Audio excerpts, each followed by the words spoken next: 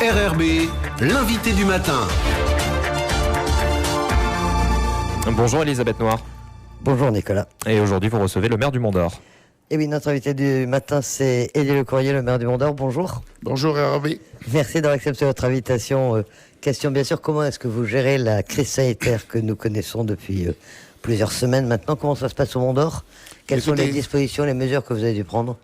Écoutez, donc on a tout de suite mis en place le fameux plan de continuité d'activité, ce qui existe un petit peu dans toute société privée ou publique.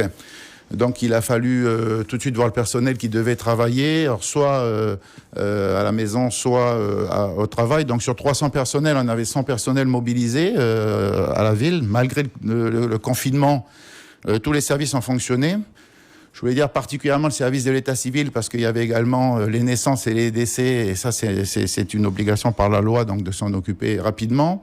Et puis il y a la continuité de la ville, les déchets ménagers, les déchets verts, etc. qui ont été poursuivis.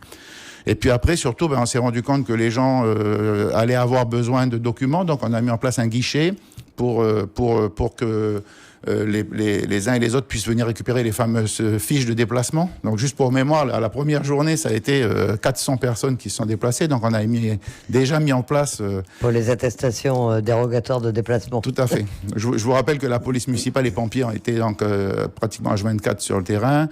La police, pour sa part, a dû travailler sur justement aider la gendarmerie et la police nationale à vérifier donc ces fameux modes de déplacement. Donc on a fait 29 000 quand même, 30 000 interventions, ce qui est énorme pour une petite police municipale. Alors 1% de personnes qui ont contrevenu à l'arrêté gouvernemental, et puis dedans on avait balisé juste 10%. Mais très rapidement, le lendemain, donc toutes les mesures ont été mises sur place. Et puis surtout, après, on s'est rendu compte que il fallait que notre marché municipal reste ouvert. Les gens manquaient de produits frais. Ce qui n'était pas évident, ça, tout de même, de laisser le marché ouvert. Alors on n'a pas un énorme marché, donc ça avait permis de flécher le parcours. On a mis 4 agents sur place, puis ce service d'hygiène. Je crois que ça a été très apprécié et des habitués du marché du Mont-d'Or, et puis surtout des exposants qui ont pu vendre leurs produits frais. Et puis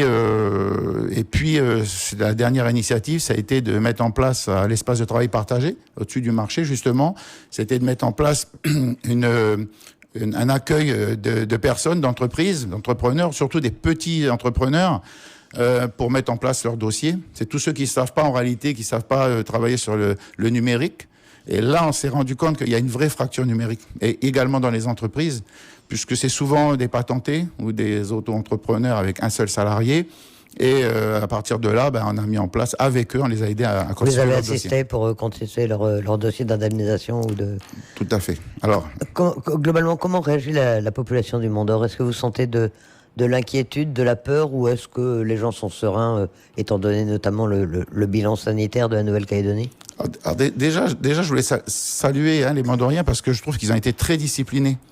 On a eu les premiers jours, les 15 premiers jours, personne ne sortait des quartiers, personne bougeait. J'allais dire, d'ailleurs, j'ai vu que le gouvernement a insisté pour dire l'activité économique doit continuer, doit se poursuivre pour que justement les gens puissent repartir. Donc c'est certainement dû à l'inquiétude, puisque vu les photos qu'on a de ce qui arrive en métropole ou dans le monde, je pense que les Calédoniens n'ont pas échappé à cette peur. Mais ils ont été vraiment courageux, ils ont été disciplinés, ils se sont informés. Il faut dire que le gouvernement, l'État avait mis en place des moyens de communication qui ont fait que chacun a pu avoir. Il y a eu un donneur d'ordre, quoi. Voilà. Justement, comment est-ce que vous trouvez que la crise a été gérée aussi bien par le gouvernement que par le représentant de l'État? On entend un certain nombre de choses. Il y a des gens qui ont chacun un avis sur la manière dont ça aurait dû être fait. Ouais. Vous, votre vision des choses? Au début, les gens ont eu tellement peur qu'on a entendu beaucoup de choses négatives se mettre en place. Tout le monde est devenu du jour au lendemain médecin ou président du gouvernement. On a entendu beaucoup de choses désagréables, particulièrement sur les réseaux sociaux. Mais moi, je vous avoue que nous, les communes, nous avons été particulièrement bien informés, bien traités via l'AFM, son président Georges Naturel, que je salue. Alors, comme les décisions se prennent en quelques heures, donc c'était difficile de nous demander notre avis, mais en tous les cas, nous avons eu tous les rapports, Nous avons eu tous les comptes rendus, les PV de tout ce qui se passait au jour le jour. Et on n'a pas été. Et je crois que c'est la première fois qu'on associe autant les communes. Et je crois que c'est une façon de reconnaître que c'est la première barrière justement institutionnelle. Et je crois que c'était important que les communes puissent à ce moment-là jouer le jeu. Alors depuis lundi, nous sommes donc en mode de confinement adapté, avec notamment comme conséquence la réouverture des écoles dans la province sud, d'une partie en tout cas des écoles. Quelles sont les mesures que vous avez dû prendre dans vos différents établissements scolaires? Donc là, on a suivi, comme pour tout, on a suivi les recommandations du haut-commissaire et du président du gouvernement. Donc c'était de dire, donc en alternance, ouverture des écoles, mais nous, il suffisait pour nous de s'occuper du personnel. Alors les équiper, si elles le souhaitaient ou s'ils le souhaitaient, de masques ou d'autres outils, mais c'est toujours avec cette façon de cette distanciation sociale que tout le monde entend et que beaucoup de gens ne comprennent pas. Donc il a fallu expliquer aux gamins comment dans une classe il fallait se comporter. Et donc comme les agents de mairie sont les premiers sur place, souvent ce sont eux qui ont servi avec les enseignants et les directeurs, ils ont servi de paratonnerre, puisqu'en même temps il fallait surtout que les gamins n'aient pas peur, il fallait plutôt les rassurer. Et je pense que les gamins étaient plutôt apeurés parce qu'ils entendaient un petit peu dire tout et n'importe quoi. Et la rentrée alternée s'est super bien passée. Je crois qu'il y a eu un taux, environ 80%, donc de gamins qui sont venus travailler. Il a fallu pour nous organiser les cantines, surtout, pareil, dans cette distanciation sociale, donc le personnel équipé. Donc je pense que ça s'est bien passé. Globalement bien passé. La crise sanitaire, on le sait, s'accompagne d'une crise économique. C'est sensible, vous nous parliez tout à l'heure, sensible au Mont d'Or, vous nous parliez tout à l'heure de cet espace de travail partagé. Il y a beaucoup d'entreprises qui sont concernées, qui sont en difficulté aujourd'hui, qui ont dû arrêter toute activité pendant la période de confinement. Oui, je vous rappelle juste que ce Covid-19 fait suite également à une crise importante sur le territoire. On l'a vu les dernières années, particulièrement l'année dernière, il y avait vraiment une perte de chiffre d'affaires, il y avait une perte d'entreprise, et donc ça a fait que accélérer le processus.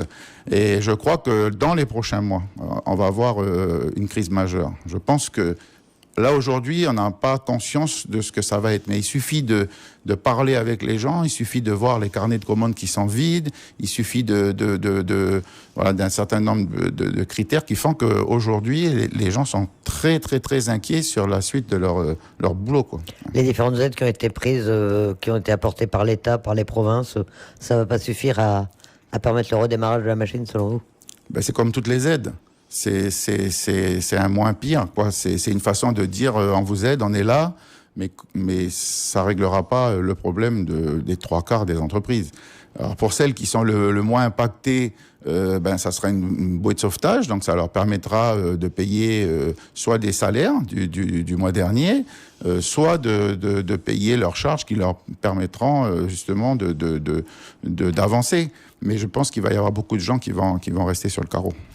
Et pour la municipalité, vous en êtes où? Quelles sont les conséquences? Là aussi, il y a des recettes en moins, vous craignez d'avoir des difficultés financières, puisque les communes, on le sait, avaient déjà des problèmes financiers avant la crise sanitaire. Alors l'année dernière, je crois que les communes avaient, dans un rapport qui avait été produit, je crois que c'est l'AFD, on disait que les communes avaient réussi à rattraper un petit peu leur retard en termes de comptabilité. Et heureusement, parce que je pense que dans les prochains mois, on n'aura pas les recettes attendues.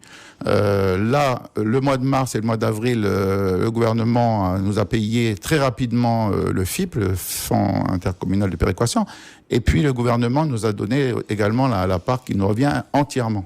Donc nous, ça nous a permis de payer nos salaires, de payer nos charges fixes, c'est important, mais je pense que vers la fin de l'année, on aura des difficultés, sauf à réduire la voilure et à faire vraiment le minimum. Alors justement, vous êtes dans une situation particulière. Les communes, en général, on le rappelle, avec un entre-deux tours des élections municipales, puisque le second tour n'a pas pu être organisé. Est-ce que ça a des conséquences? Ça diminue votre capacité d'action? Ça vous permet de lancer un certain nombre d'opérations? Vous ne pouvez que expédier des affaires courantes, comme on dit? Ouais. Alors ça change pas grand-chose, j'allais dire, en termes de comptabilité publique, parce que l'argent est là, et puis, mais c'est en termes de dynamique, je pense. Donc si demain on parle de relance économique, je pense qu'il faut que les institutions, quelles qu'elles soient, et entre autres, j'allais dire, les institutions les plus proches des administrés, elles aient rétabli leurs institutions, leur conseil municipal. Il y a aujourd'hui, il y a des élus, qui sont dans l'attente de partir, donc vous voyez plus. Il y en a d'autres qui devraient arriver, donc qui trépignent parce qu'ils ont envie de lancer leur programme. Mais entre tout ça, on sent que voilà, on est un peu dans la nasse. Donc pour ça, je pense qu'il faut relancer le plus rapidement possible ces élections. Vous êtes favorable à un second tour avant le 21 juin? Oui, et je pense qu'en Nouvelle-Calédonie, on peut se le permettre. Et ça devrait être organisé. Vous n'avez pas encore d'informations particulières sur... on sait que ça a été... il y a eu un avis favorable de la part de la commission permanente du Congrès, mais il n'y a pas encore de date fixée pour ce second tour. Ben écoutez, on parle de début juin pour l'instant. Et bon, il y en a qui sont encore opposés à ce qu'on aille au deuxième tour.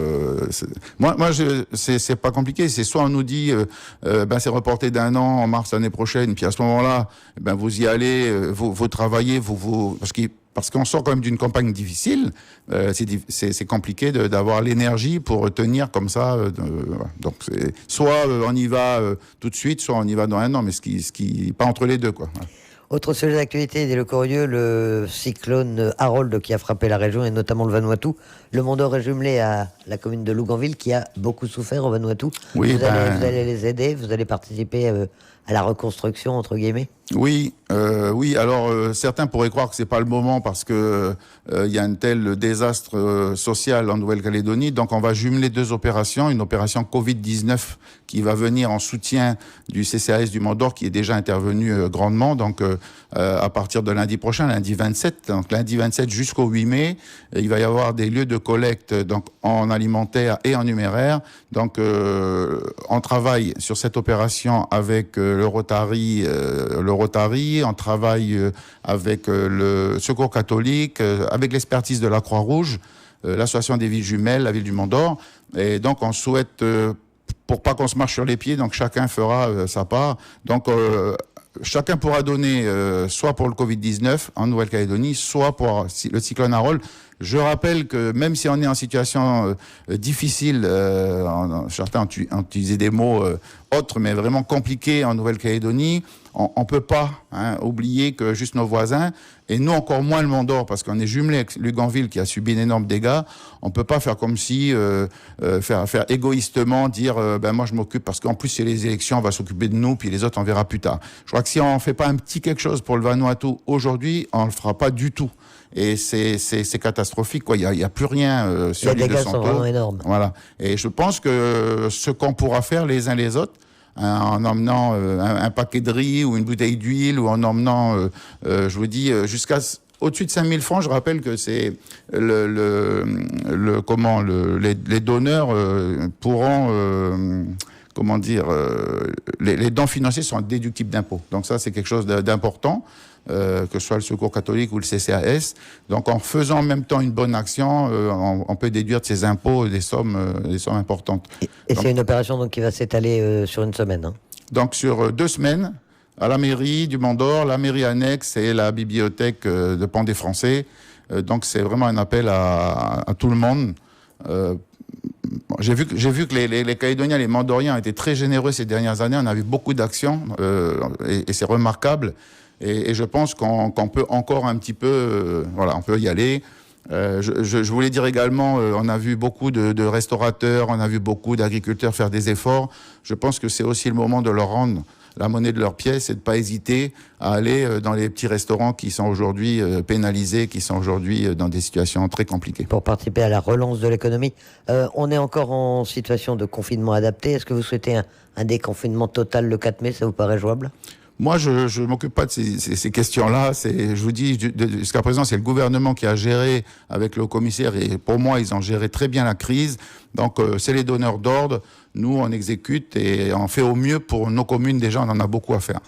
Élie Le Corieux, le maire du Mont-d'Or, merci d'accepter notre invitation. Merci à RRB.